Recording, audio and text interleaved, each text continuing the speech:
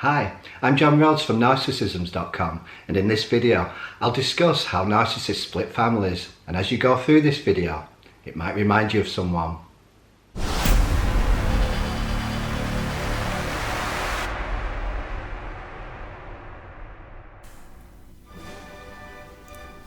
When a narcissist joins a family through marriage, things swiftly change. Where it was once calm and harmonious, chaos ensues. Family members fight, people stop talking to each other, different fractions form, and penalties are issued for corroborating with the enemy. Although things abruptly change when the narcissist enters the fold, many people don't realise the narcissist is pulling the strings. How do narcissists divide families undetected? This video reveals the sly ways narcissists divide families. Make a good first impression. Most narcissists are smart enough not to steam in with all guns blazing.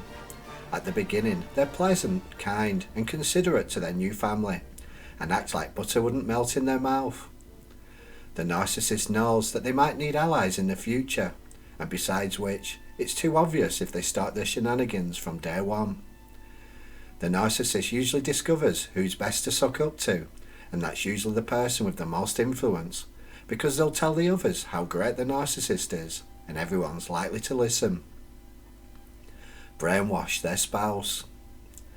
Narcissists are quick to brainwash their spouse, but it starts so gently it's almost impossible to detect. They may talk about loyalty within the relationship, how you should defend each other, and how couples should prioritise one another. This seems like nice sentiments on the surface, but it's said and reinforced for a reason. The narcissist wants to make sure that their partner doesn't blab about their narcissistic behaviours and reveal what they're like behind closed doors, but more importantly, they want their unwavering support, no matter what. Find fault. Obviously, no one's perfect, so it's not difficult for narcissists to find fault in members of your family. Perhaps your brother doesn't call you as much as they should, or your sister doesn't visit your mum in hospital. The narcissist notices small faults and stores them in their mind, as they might provide useful ammunition in the future. Subtle digs. Just like in a narcissist relationship, the narcissist gradually introduces subtle digs, but in this context, they're aimed at members of your family. You know, it would be nice if your brother called every now and then, and the seeds are sown.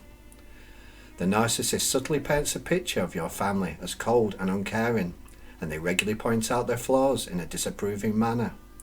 But they start this off gently, like they're looking out for you, so your guard is kept down. Bigger digs. You probably agree with the narcissist for a quiet life, but you might not be too concerned about your family. That's just what they're like. The narcissist wants you to be offended by their behaviour, and they want you to fall out, so they gradually turn up the heat.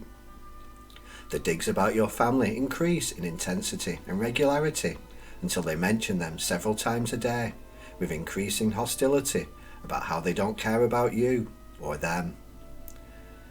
This may seem like an obvious ploy, but when you're in the thick of it, it's not easy to spot, and when the love of your life is concerned for you, it's only right you listen.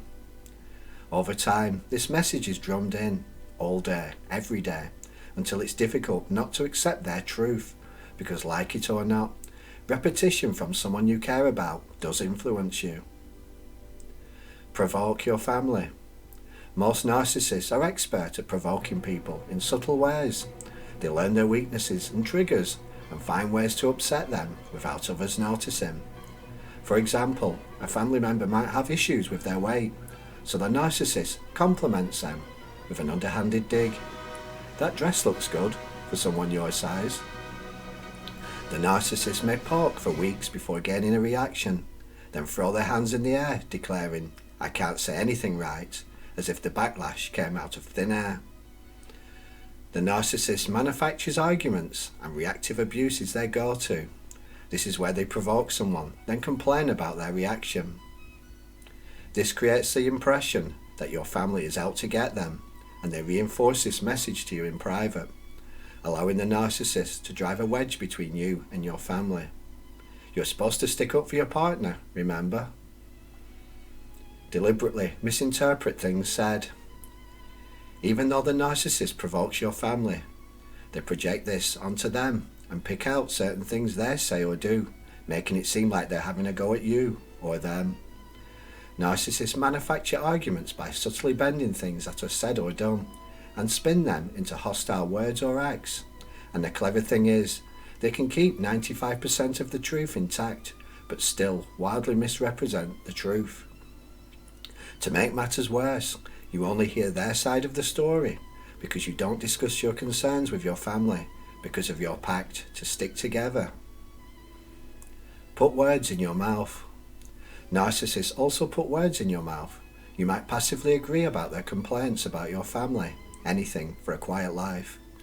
The narcissist may then tell others what you said about them, and might even do this in front of you. And it's difficult not to agree when you're put on the spot, because now you must choose between your partner and your family. And remember your agreement?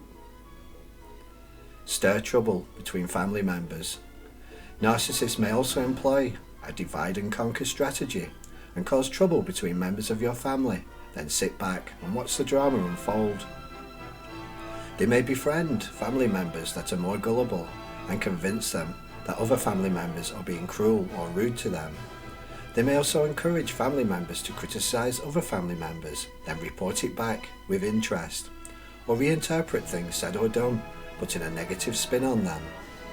Once everyone's riled up, the narcissist slips out of the argument like a thief in the night, and suddenly you have a family feud. But no one knows how it started, and it couldn't possibly be the sweet innocent narcissist who's trying to help everyone get along. Isolate.